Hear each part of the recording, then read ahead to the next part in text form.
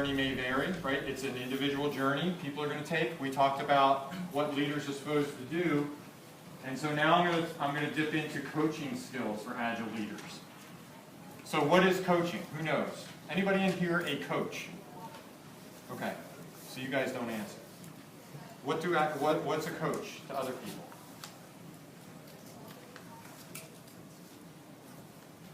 Someone that gets the ball back into play.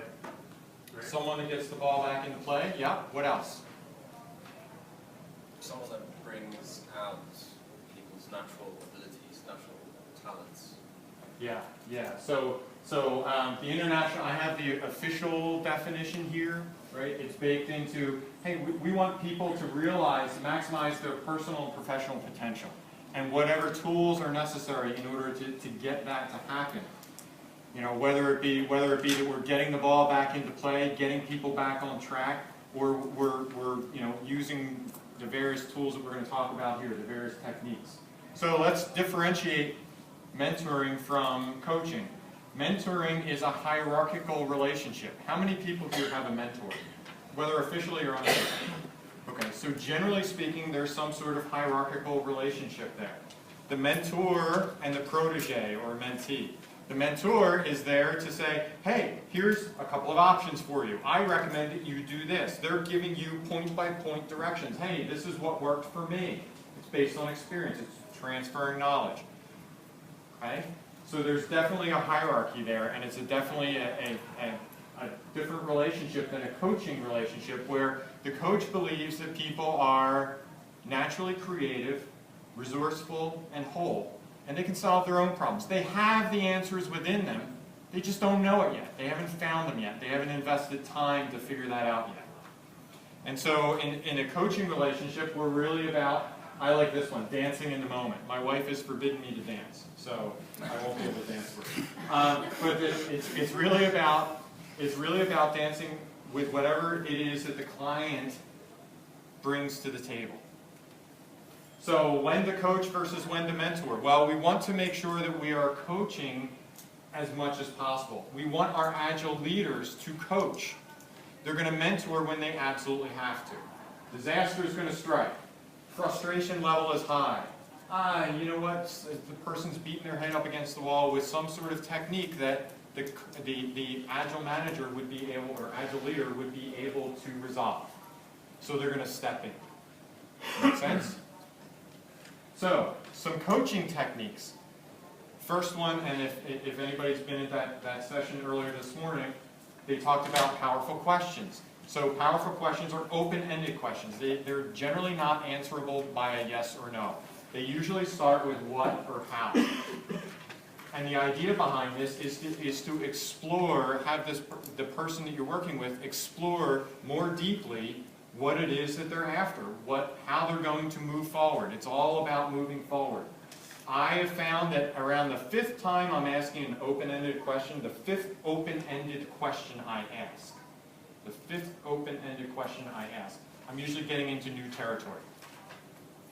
The person is actually stopping, so silence has to be another key here. We've got to leave room for people to think. So we're gonna leave room for people to think. So especially when they're in that new territory, they're thinking new thoughts. First 4, hey, those are rote answers. I know those. The 5th one, it's new territory, generally speaking. So we need to leave the room for people to think. Agile leaders need to be comfortable with silence. Next thing is listening. So I said it before, it was one of the things from the servant leadership slide, and we talked about the fact that you got to listen. And you got to listen, there's 3 levels of listening. The first level is, I'm listening from me. What's the impact of what you're saying on me? That's level 1 listening. Level 2 listening is, what's the impact to you? I'm listening for what it is that you're saying, and I'm listening to the impact to you. Level 3 listening, which is the deepest level of listening, is where I'm listening to everything. I'm sensing the energy behind what it is that you say. I'm sensing the phrasing that you use. I'm sensing body language. I'm sensing facial expressions. I'm sensing tone of voice. I'm sensing the phone that goes off in the back of the ground that I'm going to bring into the conversation because it was something that was presented, right? And it's a tool that I can use. So I'm using everything at my disposal, everything that I'm noticing, I'm bringing it up. And I'm reflecting it back to the person. So here's what I hear.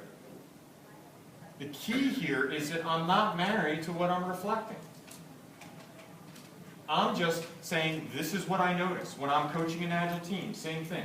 This is what I'm noticing within the team. What do you think? What do you see from your perspective?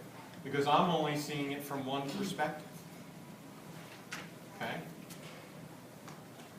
And then I'm going to acknowledge. I want to make sure I'm acknowledging them for what they're, not just what they're doing, but who they're being. Are they embracing the Agile Manifesto? Are they embracing the Scrum values? Right? How are they being? Are they in rapport with the other people of their team? So those are the keys that I'm looking for from an Agile leader. I want them to be focused on these activities, on these coaching techniques. Does that make sense? All right. So now we're going to do another exercise. Woohoo! So in this one, I'm going to ask that you drop your armor. Okay, and by that I mean, kind of, let your ego go. It's not. This is an opportunity for you to have a coaching experience. I'm going to ask that everybody pair up. All right. So everybody knows who are my coaches. Everybody's got a coach, right? You paired up like that. Okay, that's good. All right. So now, the person who's going to be the client, right? Coach and client. Think about something somewhere where you're stuck. It might be something off of that list. I don't have my sample, but it might be something off of the first exercise that we did. Where are you stuck? Where do you want to improve? You feel free to use that. Could be some other area in your life. I don't care if it's personal. I don't care if it's professional. Just don't care. It's up to you. Make it meaningful for yourself. Get something out of this exercise. Got it? Then, coaches, you're going to use whatever you can out of this list. Don't feel like you have to use everything. Use what you can. Look at this as an opportunity to experiment. Remember, your client is naturally creative, resourceful, and whole. They have the answer within them. You're there just to probe it out of them. In all my years of coaching, I have never broken anybody. And if I didn't break anybody, I guarantee you won't break anybody.